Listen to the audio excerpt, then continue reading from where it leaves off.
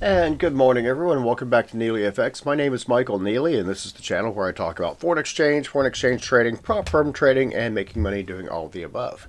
Or hopefully making money all of the above. It is possible to lose money, and we're going to talk about that now. Let's go over to the... Oh, I forgot where I am. Here I am. Let's go back to the risk disclaimer screen and get into that real quick. First, this channel is for educational and entertainment purposes only and does not constitute trading or financial advice. I am a professional trader, not a broker, trading my own capital. I do not solicit funds, manage client accounts, nor do I hold CFTC or NFA registration. Forex trading is highly speculative with a high risk of losing some or all of your investment capital. Only trade with funds you can comfortably afford to lose. And then the CFTC risk disclosure goes like this. Forex trading carries a high degree of risk and may not be suitable for all investors. The high degree of leverage can work against you as well as for you. Before trading Forex, carefully consider your investment objectives, experience, and risk appetite. You could sustain a loss of some or all of your investment capital. And we're trying to avoid that too. We do not want to lose some or all of our investment capital. Although you will take losses sometimes, you will lose some. That's inevitable when you trade these markets. So let's go ahead and go and see what we're doing today. And oh, look, that trade went in. So we have, right now, I'm sitting on 1251, a 4% return. I need a 10% return to pass this challenge, or pass this leg of the challenge. Then we go to the second phase, and I get a 5% return, and then I become funded, in theory. So we're going to test that and see if that works. See if I actually do become a funded trader. I would love that.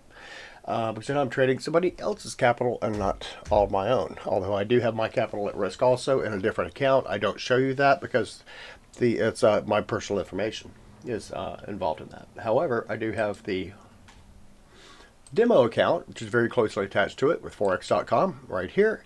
And as you can see, I do have a trade in. We'll get into that in just a second, but it's not doing too well right now. That's on a $42,000 account. I keep whittling it down because I keep making stupid decisions. So it is possible you can make, it is possible to lose money in these. We're not going to talk about that. We're going to talk about making money in this. So let's, without further ado, let's go back over here and see what we have going on today. So we just had the Bank of England cut rates, as expected. Nobody voted to hold. It's interesting. But at any rate, I think that's what that is, the layout. The votes. We show the votes. Well, we show the votes, we just keep it in super secret places. The British apparently show the votes all over the place, which is fine. We have the BOE inflation letter coming out one of these sometime. And then we have the governor's speak coming out in 3 minutes. We'll see how that affects the pound versus the yen and the pound versus the dollar. The sterling, as it's called, because the pound used to be sterling silver. It used to be a pound of sterling silver was the currency. That's why it's called the British pound. Let's see. Enough of that. Let's get into what we're looking at. Here's the GJ, as it were, the pound versus the yen. We are expecting a rate cut from Japan. Pardon me, a rate hike from Japan tonight. The rate cut from England and a rate hike from Japan. This should drop. Shoulds are highly impractical things. So look at oil. Let's look at oil first today. Oil is testing a low. It's testing 55.10 a barrel. Let's back out to the weekly for a second, see where oil could go to. Because after 54, it's got a long way down to go. It's going to be down in this range on the 40s. So we have long-term supports, testing long-term support right here on oil. We'll see if that goes under that. If that goes under that, it's going to be a whole new ball game as far as the energy markets go. Could mean global economic slowdown. I'm not sure what it means. I desperately do not think that solar and wind are putting this much of an impact on the price of oil. I think it's a supply-demand issue. So let's stay out of the rhetoric as far as that goes. DXY, dollar is starting to kind of come under fire again. That's the weekly. Let's get on the weekly and get to the daily. Okay, daily, here we go. Make this look, put this where it belongs. Okay, so the dollar versus the the DXY is not really faring too well right now. It's struggling to get back up to the bullish continuation level, which is the May high. I forgot what HDC stands for. The May low or the August high something close. High daily close, that's what it is. At 98.67, struggling at 98.50. If that comes down, we could see it drop down to about the 96.60 level. So it's got a long way to go after that. If it breaks this level right here, it's going to stay down a little bit. It's going to make the euro versus the dollar more profitable, since the euro versus the dollar is just about the inverse of the DXY, because it's the major constituent of the DXY. Although it's coming down too right now. Very interesting. So the euro has a rate decision coming up. They're expected to hold. And when is that? That's in half an hour. That's in 2 minutes, isn't it? No, it's 8:15. It's when they're going to announce their rate decision. So we got about 45 minutes before that happens. So I'm able to get a trade in there. Pound versus, I also don't want to blow up my margin either. Dollar versus the yen. We'll get into that one day maybe. I don't know what happened here. Still recording. Oh, there we go. Froze up on me. All right. Dollar versus the yen. I also expected to see this come down a little bit more. I got in yesterday at 155.65, and after floundering all day, I decided to get out of the 10. I think I had a 5 pip profit. I went ahead and took it because I wanted out of the trade. I just don't think that this is going to go any higher. It's right underneath the moving average of the Bollinger Bands, and the Bollinger Bands are tightening. So that's an indication that this is not going to go anywhere right now. Probably waiting for some more information later on today before that comes out, because we also have some American information coming out right here at 8:30. We've got unemployment claims, the Philly Fed Manufacturing Index, and Philly Manufacturing has been down for a long time. Then, of course, CPI coming out. How about that? We're going to get some inflation data on the U.S. We'll see if we're burning it up. I would expect that to come down, because CPI came down. And if that comes down, then in theory, we're going to see rate cuts change, possibility for rate cuts, which we're not looking at today, but we need to. Hey, that is not what we're looking at.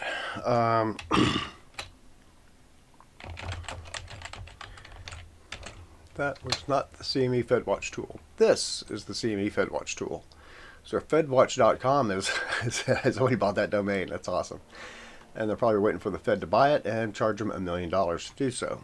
And the Fed is going to say, nope, we don't spend money like that. We spend money in different ways.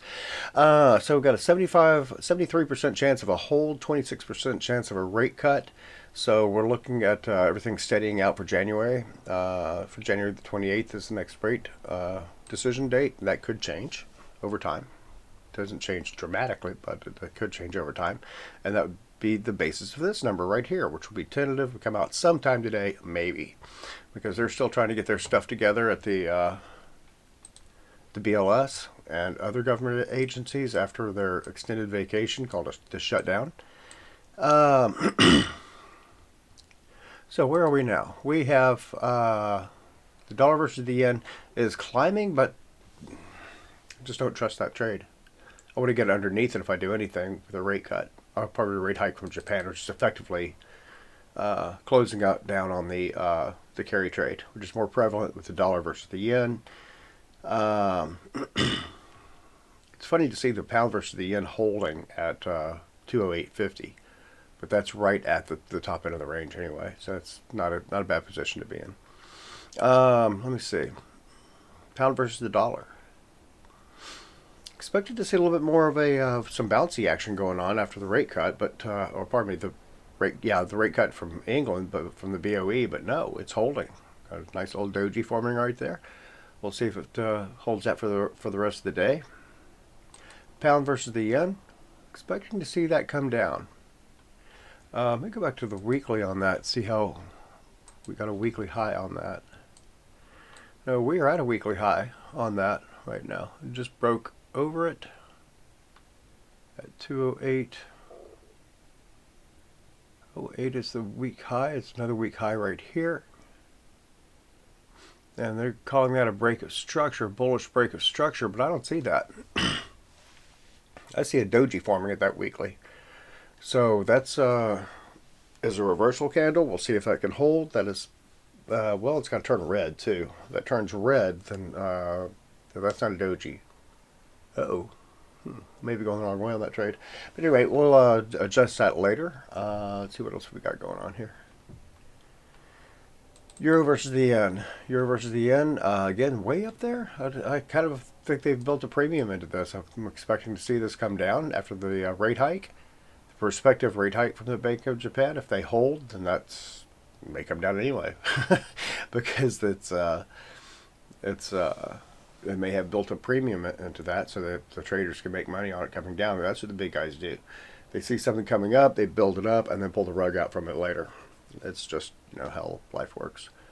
I am not a big guy. I'm a little guy, and I get crushed in those moves. So we need to make sure that we're on not getting crushed. We're still on the weekly one right there. Let's go down to the daily. And let's take a look again at the euro versus the dollar versus the... there we go. That's better. And it's still the same thing. Bollinger Bands are tightening, which means the volume is decreasing. So we don't want to get in a non-liquid market. Canadian versus the yen. I've been watching this. I'm thinking that's going to take off again, but the dollar is just not, the USD is just not moving anywhere. In fact, we're seeing more of a dollar decline, so it might be easier to get underneath that. That's 100 pips right there, isn't it? Pretty close. Doesn't look like 100 pips, but it is. 137.91, 37.52. It's 40 pips. So that might be a reason to get in there. Maybe. See if it's going to break. Is that monthly support right there? Yeah, it's monthly support trend line. And we got a touch here, touch here. Go out to weekly. Let's go to the monthly chart. See how many touches we have on that trend line. 1, 2, 3 touches. Might be time to consider it breaking on that. That could break to the downside. Then again, maybe not. So let's go to the daily again, since we're looking at overall investment opportunities, trading opportunities. So there we go.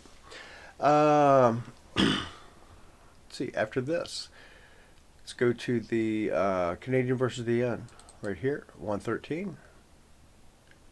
Trading right at 113 and holding, and it's not really going anywhere.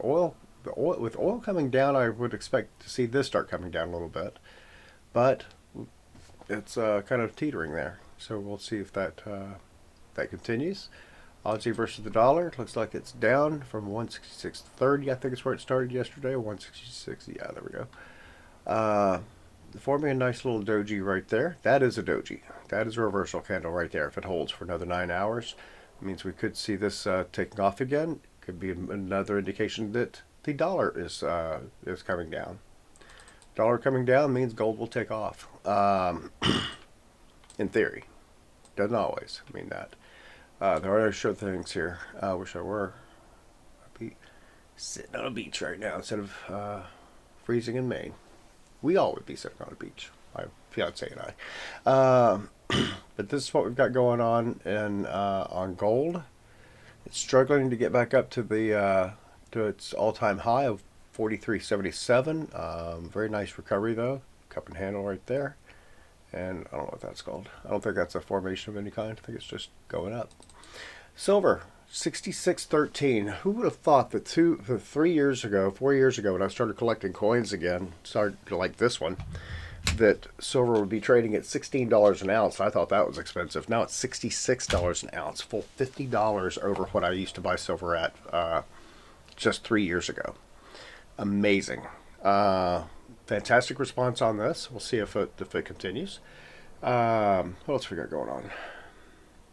I think that's about all I got for today.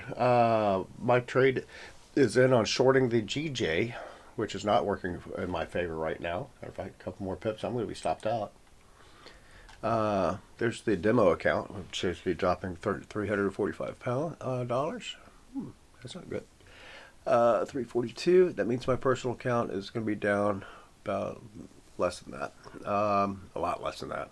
But still, I am expecting to see that come down a little bit. I may have to increase that stop loss to. Let's go and do that. Give it some more trading room. I like that one right there. I'm going to change it to 209.13 and change that on this trade over here too, because I am very strongly expecting that to come down. Modify position 9.13. That, and I will probably get out of that trade well before then if it goes that high. So we'll see what happens with that. I do want to hopefully see that come down. What's going on there? So 208.75 is the high that we're looking at right now, and that's where we can see how we can manage that trade, see if that continues on the rate cut. But we do have the rate hike by Japan coming out, so I think they're building a premium into that. Some more room between the top and the bottom, so we could see that come back into play. I'm in at 208.38 on that one. So we'll see how that goes. Could mean a lot of money. I'd like to see that reverse back down to 208 or below. Come break the support here, and that would make for an awesome day. Oh well, you guys have a great one. That's all I got for today. I will talk with you later. If you like this video, then hit the thumbs up. If you want to see more of these videos, then subscribe to the channel, and we'll be happy. I'll be happy to. You'll be happy to see when I put out more of these videos, which is pretty much daily. And lastly, if you what is it? If you comment on the channel. If you have any comments, want to say that this is a wonderful channel, how wonderful this channel is, then by all means comment, and I'll get back with you as soon as I can. But you guys have a great one. Talk to you later. Bye.